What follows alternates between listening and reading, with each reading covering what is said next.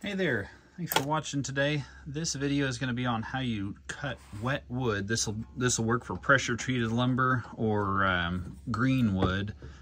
It's a dogwood that I'm going to finish cutting down into a blank. I've already put it through the bandsaw to clean up two faces of it so it could ride along the fence. What you're going to need to do is turn your SawStop on.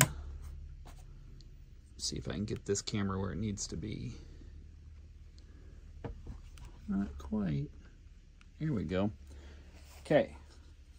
Once the red light stops flashing, you're going to hold the bypass button up here.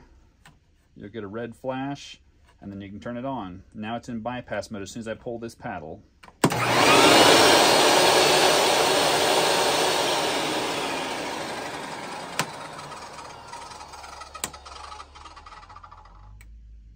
Of course, it does help if you hold that long. You do have to hold this until the blade gets up to speed once you've turned it on. So let's try that again.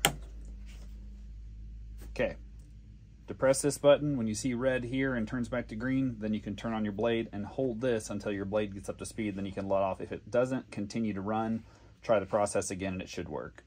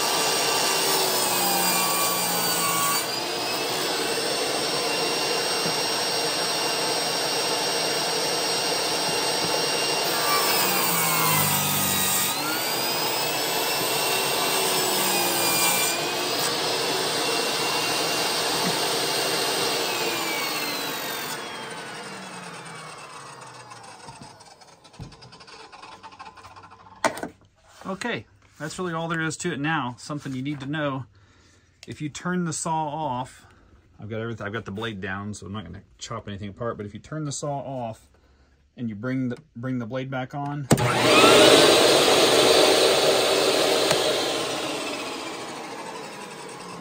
it will no longer be in bypass mode. So you're gonna have to reset the bypass mode each time you turn the saw off and bring it back on. No matter how short a period you have it off, you will have to reinitiate the bypass mode in order to have it not discharge the cartridge when you're putting wet wood through. So, there you go. You can cut wet wood on your SawStop, but be aware, if your finger touches it, your finger is just as wet as anything else. The saw is not gonna save your finger if you have it in bypass mode. The whole point is so that it does not detect moisture and set off the cartridge. So, if you value your fingers, be extremely careful when you're cutting anything. You know, this is not an OSHA video, but I feel it's worth mentioning. If you're relying on your saw to save you, that's probably not the smartest way to do this. You need to exercise extreme caution when using power equipment. They are dangerous. Even with this cartridge discharge system, if it has an error and doesn't discharge, you know, your finger's going to be gone. You'll be upset about it. But anyway, there it is. When it's in bypass mode, use at your own peril. It is a table saw at that point, just like any other table saw. Maybe a little nicer, but it's still a dangerous tool if you're not using it correctly and not paying attention. Always wear safety gear. I know a lot of people say you should not wear gloves using a table saw, and the reason I say that is because these gloves, any gloves, can get grabbed by the blade and pull your hand down. That goes for most power tools. in a wood shop, a lot of the old timers will say do not wear any kind of glove. I wear gloves because my hands are dry and it gives me a lot more grip on the materials I'm using. I feel like it's sort of a trade-off, but it's still safer if you can grip the wood. And use push blocks. Don't try to do this by hand, like I was taught growing up. I can't count the number of times I felt my finger brush the side of a table saw blade. Just got lucky a lot of times. So, push blocks, safety gear, and be careful.